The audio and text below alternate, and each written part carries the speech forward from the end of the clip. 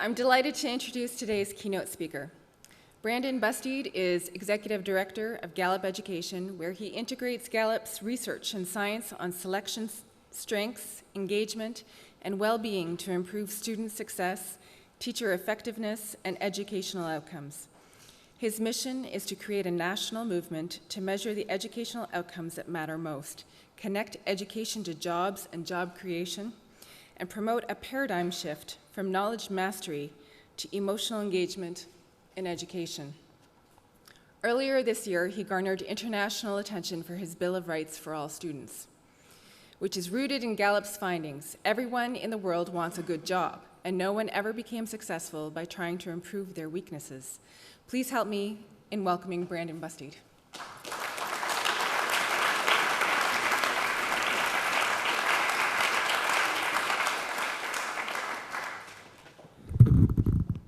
Good afternoon.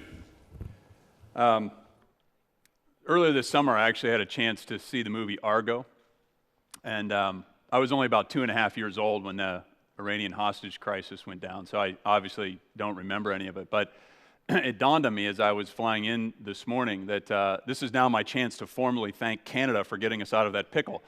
So thank you, Canada.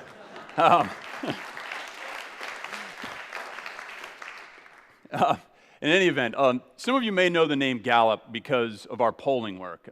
George Gallup, who started the organization in the 1930s, is one of the more famous people in the world because of the work that we've done with our research, and was well-renowned as one of the best teachers, actually.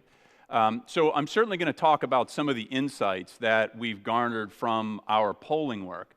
But the way I want you to think about Gallup today is that we're essentially sitting on top of the world's largest research platform.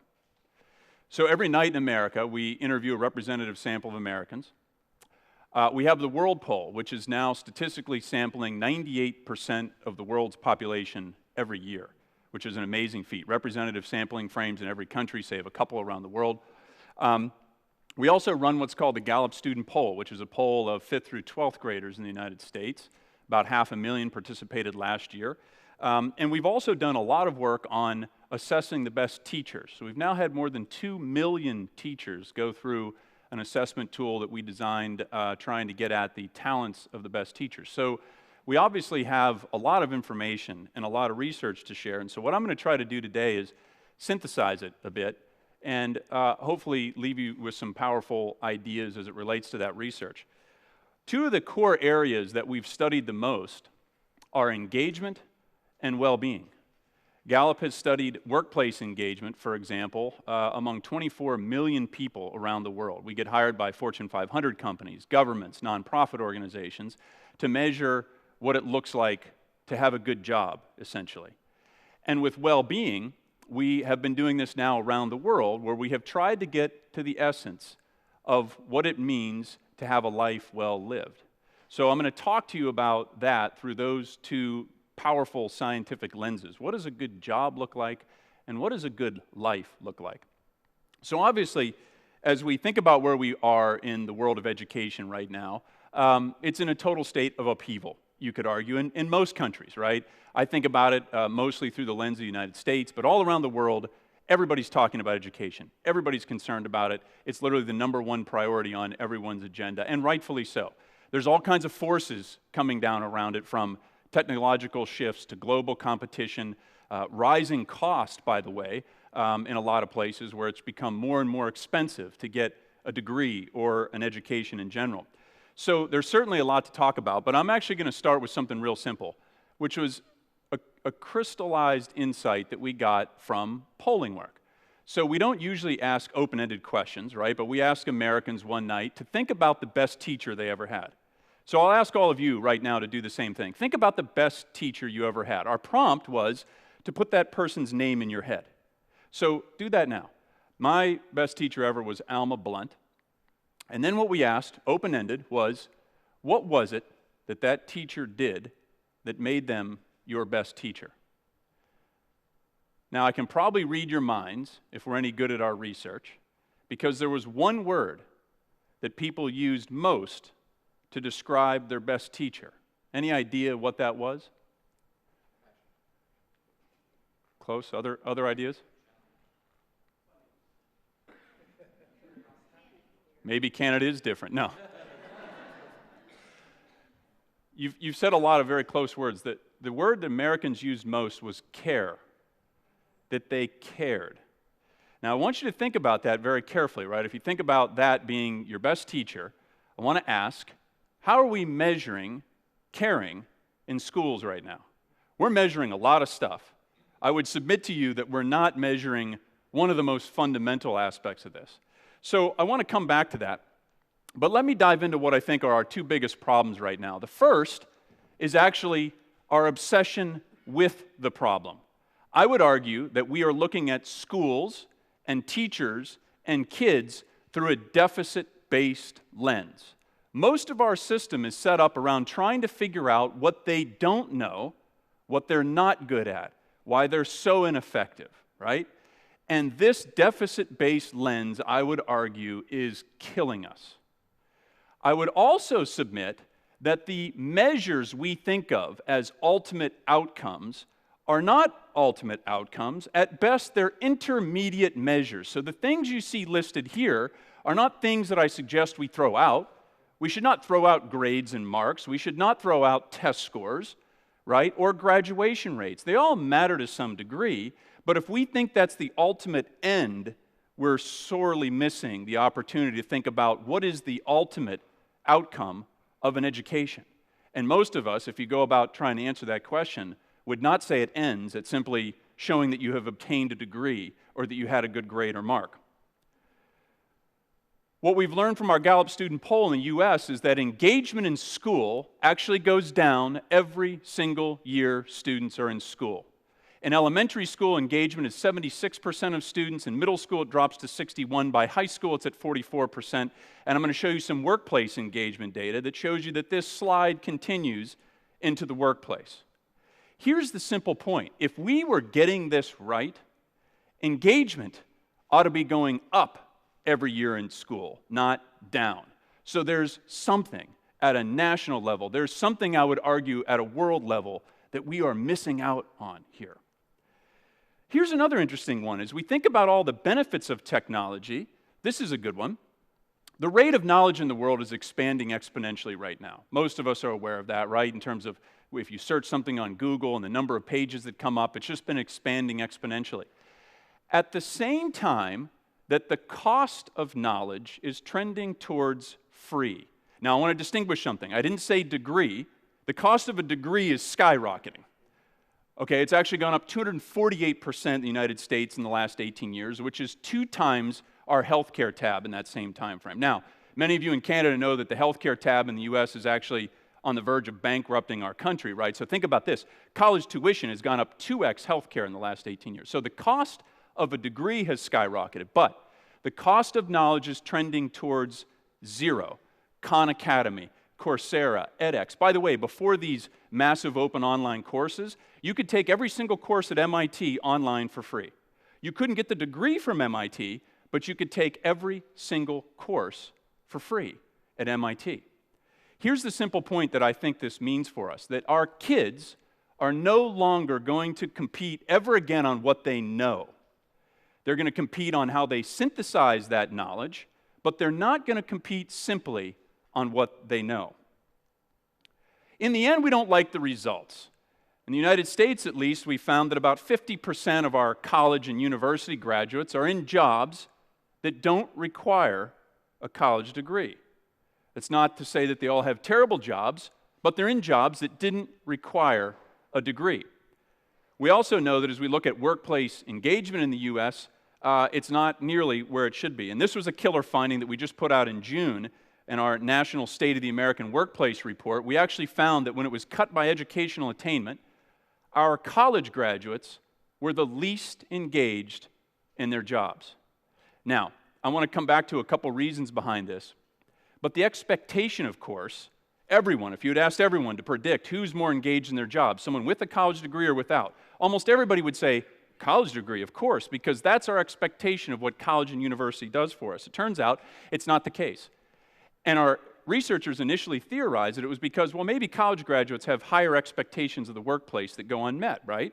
Well, why then, getting more college, does it bump back up? If you have a postgraduate degree, engagement bumps up slightly. We did this down at an item level, and we found that the big difference between college grads and everybody else was this, that they were much less likely to say that at work they have the chance to do what they do best at every day. Think about that for a minute. And I'm going to come back to what I think some of the conclusions are around it. So here we are in terms of the measures that most of us are paying attention to, right? On the left-hand side are what I call inputs. This, by the way, these are large drivers of our U.S. News and World Report rankings. What was the selectivity of the university? What were the SAT scores of the students getting admitted? What were their high school GPA, right? Large driver of how we rank universities. We're not ranking universities based on the learning gains of students. We're not measuring Harvard graduates. We're measuring the incoming class at Harvard. So we actually know very little about the learning gains that take place at Harvard. Our assumption is that they're great because it's the #1 rated university according to the reports. Although I think Princeton just nipped them this year and Princeton's #1. But in any event, on the right are the outputs. And I wish this was a more involved list, but it's not, right? We're looking at things like grade point average. We're looking at standardized test scores. We're looking at what we call in the United States gainful employment. So did you get a job? Doesn't matter what kind. So if I graduate from law school and I get a job as a barista, fine job, but you didn't go to law school to become a barista. But that's a win in gainful employment. That would be chalked up as success. Law school grad gets a job as barista, that's a win in gainful employment. So I don't argue that we get rid of these measures, but I do think we need to greatly de-emphasize them because I'll hit you with a zinger. Hope, it turns out, is a much stronger predictor of college success than SAT scores, ACT scores, and high school GPA. Now, usually there's someone in the back who says, did you say hope? And I spell out H-O-P-E, hope. Yes, hope. One's ideas and energy for the future.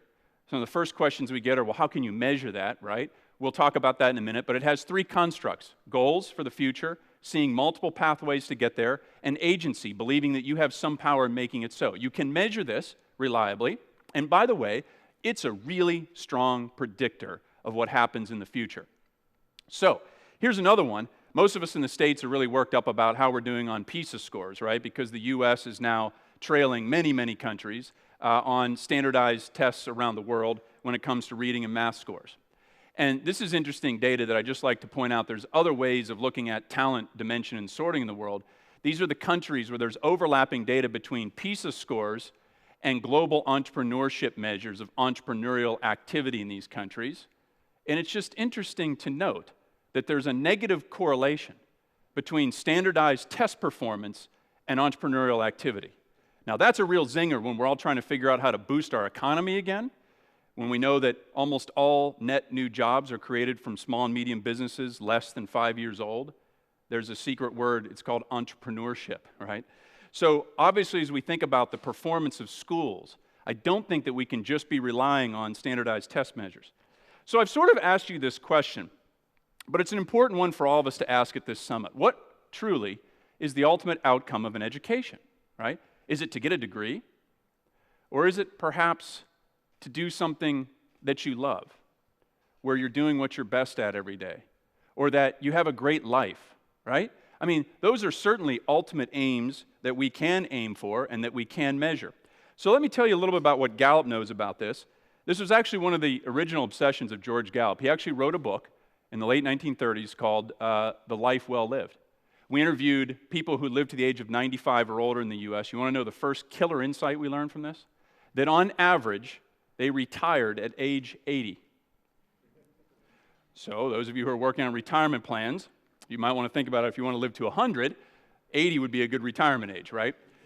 But what was also interesting is that they all loved what they did. They talked about what they did in a way where they loved it. And when they retired, they were still doing it. They just weren't getting a paycheck, right?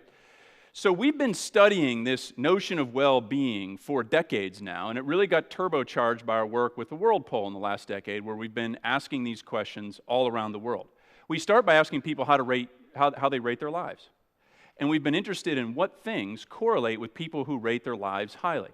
We started, by the way, with some 350 items. We've now boiled it down, at least our researchers will tell you that they can pretty much tell you whether you've got a good life or not by asking 10 questions. So when you can get down to 10 super predictive questions, it starts to give you a real formula for what the economics of human development really are. Because these are consistent, by the way, across all countries, cultures, languages, right? These are truly things that are fundamental. It turns out in the research that we found 5 key domains that define this, right? Career well-being, social, financial, physical, and community. Now, I'll describe what they mean in a little bit, but here's where I want to start. The most important, all of these matter, the most important is career well-being. It's, by the way, not defined by an actual job. It's defined by statements like, I like what I do each day, I do what I'm best at every day. Now, I'm going to come back to that. Here's the first thing I always get. People say well-being. Sounds real soft and fluffy, doesn't it? Right? Like hope. Well, what is that? Can you measure it? And if you can, does it even matter? It turns out well-being is a very hard measure. When it came to looking at countries like Tunisia and Egypt in the years before Arab Spring, GDP in both countries was on the rise. That has been our classic measure of the health of a nation, and if we had been looking just at GDP in both countries, no one would have seen Arab Spring coming. But Gallup's well-being measures in those countries were plummeting in the same time leading up to Arab Spring, and were much better indicators of unrest in that country. So we know that well-being matters at a world level. We also know that it matters at an organizational level. So these are healthcare costs to an organization. If you have an employee who's thriving in all domains of well-being, look at the difference in cost between that person and one who's thriving in no domains. It literally just keeps going down by each domain. So you think about how America can avoid bankruptcy. Our $2.5 trillion healthcare tab can be reduced significantly if we just focused on the well-being of our employees. Career well-being, I mentioned, is defined by a couple of core statements saying, I like what I do each day. Think about how carefully crafted those words are. This is not what I have fun doing, right? It's I like what I do each day. There's a sense of purpose and passion and mission in that. And I do what I'm best at every day. By the way, not once a week, not once a month, not once a year, every day. If you say 5 strongly agree to either of those statements, the chances are you are super engaged in your job, and the chances are you have a great life. Because it turns out if you have high career well-being, you're 4.5 times more likely to be thriving overall in your life than someone who doesn't. Social well-being is the depth of relationships in your life, not the number. So think about a lot of young people today who have 2,000 or 3,000 friends on Facebook, right? That's not social well-being according to Gallup's definition unless they have a handful of those friends where they've built a very deep, meaningful, lasting relationship. Financial well-being is fairly self-explanatory. It can be defined by items like, have you worried about money in the last 7 days? Physical well-being, of course, pretty much sounds like what it is. But I want to talk about community well-being because I think this is one of the areas where we're getting it wrong in education. The average resume I see of a college graduate right now lists about 17 extracurricular and other activities that they're involved in. The gold standard item in our community well-being elements is the one you see here. In the last 12 months, I've been recognized for contributions made to my community. You don't get to that place unless you have made a lasting, meaningful contribution to something. So I'm not suggesting that we don't encourage students to explore and try things. What I am saying is we do want to get them to a place where they get deeply, meaningfully engaged in something that they stick with for a long period of time. So let me transition a little bit to what we know about what a good job looks like. So Gallup got interested in measuring workplace engagement because we realized that engagement was predictive of key performance indicators like stock price, profit, revenue, etc. Turns out that workplace engagement of employees and the engagement of customers are leading indicators. They predict performance in the future. So if I know an organization's workplace engagement, I have a really good handle on how well it's going to do next year. If I look at a company's stock price, for example, it only tells me about what they've done in the past. It is not a predictor of what they're going to do in the future.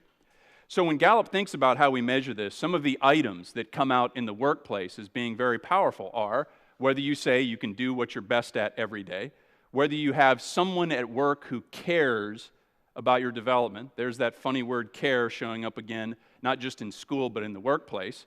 Someone who encourages your development. Here's a funny one. I have a best friend at work. If you answer 5, strongly agree to that, you're much more likely to stay in that organization. By the way, if you're a student and you say strongly agree to, I have a best friend at school, you're much more likely to complete school. So it turns out in the US that only about 30% of our workplace, of our 100 million workers, are engaged. Now, engaged is what you would sound it to be, right? These are folks who show up, they don't pay attention to the clock, they love what they do, it doesn't really matter, they're just in flow, right? Those who are not engaged are not necessarily terrible employees, right? They're doing just fine, but they're clocking in and clocking out. They don't really think about work much outside of work. And then you have actively disengaged, and it's kind of a funny name that our researchers gave it, right? Actively disengaged. But if any of you have seen the movie Office Space, you kind of know what I mean by actively disengaged. These are folks who, if the building burned down, they would be cheering in the parking lot, right? That's how miserable they are. And they're not just disengaged themselves, they bring you with them in their misery and disengagement. This is data actually that we haven't released, so I'm sharing it here for the first time with you, from our World Poll data from this past year. It turns out that in Canada, fewer workers are actively disengaged than in the US, but also fewer are engaged. Only 16% of Canadians, according to our representative poll, are engaged in work. So this is obviously an area to think carefully about.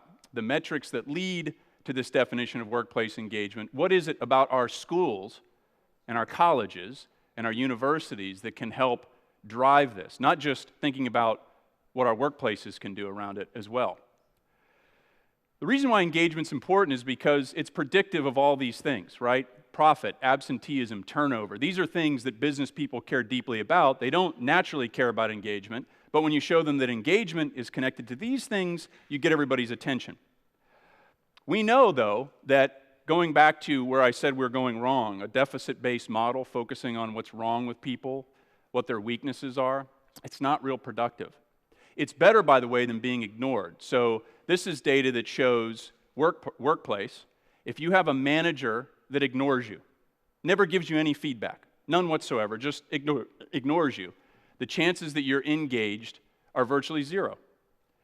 Here's the good news. If you have a manager that harps on your weaknesses all the time and is constantly giving you constructive criticism, that is a huge improvement over being ignored.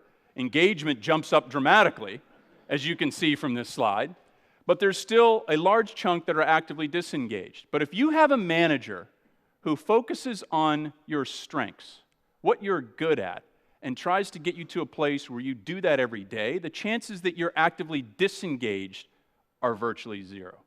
You see the difference here? Think about what this would do if we applied this thinking to schools and young people and their development. I'm not saying that you don't focus on this kind of weakness. They're illiterate. Okay, that's not what I'm saying here, right? We need to make sure that they become literate. So don't take me literally on this weaknesses thing. What I'm talking about is figuring out their unique talent sort in a way that aligns with what they're really good at. And the most successful people in the world put that to work every day. So, a couple of things we've learned about 21st century skills. We did a study on this recently about 4 months ago, and we asked all kinds of questions of young adults in the United States, ages 18 to 35, representative sample. So some were college graduates, some were just high school graduates, some had no degree. And we were interested in what it was they experienced in school that was predictive of their work success. And we looked at all kinds of things, critical thinking, skilled collaboration, teamwork, the use of technology, all these things were part of it. It turns out there were 2 things in particular that were strongly correlated with work success later in life. That is, that if you said in your last year of school that you worked on a long-term project that took more than a few classes to complete, you were 2 times more likely to be successful in work. If you said that you applied what you were learning to a real-world problem, the same thing. Think about how simple and profound that is, right? Long-term project engagement, applying it to a real-world problem. By the way, we can do this in everything from Spanish to the STEM fields, right? This is not just about building a rocket and shooting it into the sky. Project-based learning, long-term engagement, doing it for things that apply to a real-world problem is an amazing differential. And it turns out also that we saw a correlation for individuals that said that during their last year in school, they had teachers who cared about their problems and knew their hopes and dreams. That's really fluffy sounding stuff, isn't it? It turns out it's not so fluffy. By the way, in the United States at least, high schools are doing a much better job of this than colleges and universities are. You see the differential between those with just a high school degree and a college degree? Huge differential. So, to wrap up, I would suggest that we need to be aiming beyond the measures that we have now, not just looking at grades and graduation, but aiming towards things like career well-being and a good life. We can measure this reliably, and it matters. That if we think about the pathway to that, we've learned some powerful things in Gallup research. Hope, engagement, and well-being, by the way, those three constructs account for as much as a third of the variance of student success. Think about that. Schools aren't measuring those three things. And we've shown that people who focus on their strengths drives hope and engagement, which in turn drives their life ratings and classic measures of student success like grades and graduation. We need to shift from this deficit-based model of focusing on what's wrong with students to what's strong about them. And I think we also need to think about different talent sorts. So it turns out that 45% of the kids in the United States say they plan to start their own business someday. That's almost half of the youth in America. Only 7%, however, have ever had an internship, mentorship, or actually worked in a real business. And I just finished analysis of a survey we did of superintendents in the United States, and only 4% of them felt their district was doing a good job teaching entrepreneurship. This is the future of our economy, right? And if our schools don't figure out how to look at that talent sort amidst all the other things, we're in big trouble. Here's a vision for what measurements could look like in the future, shifting from almost 100% of our evaluation of teachers and students as standardized tests and grades, to keeping that as part of the mix, but also adding some of these behavioral economic measures I've shared, like hope and engagement and well-being, and also thinking about how powerfully real experience, work experience, mentorship, and internships evolve into this. And the model of student engagement, by the way, is not about all kinds of things that we think it is. The number one predictor of engaged students is a real simple answer. It's an engaged teacher. So if we want to fix this, we can't fix it without thinking about the workplace engagement of the teachers and staff in our schools and our universities. And guess what? It's all defined at a building level. You either have a great principal or you don't. That leader sends a lightning bolt of engagement through the teachers and staff, which in turn engages the students. That is the model for how we engage students. And at the end of the day, I think it can be simplified like this. This is obviously a complex issue, and I don't suggest that everything is fixed by this. But if you boil all the research I just shared with you down to this, there's three fundamental things that every student, arguably every human being, should have every day they wake up. First, someone who cares about their development. Second, that they should be discovering or doing what they like to do each day, and that they should be discovering or doing what they're best at every day. If we get back to those fundamentals, everything changes. Thank you so much.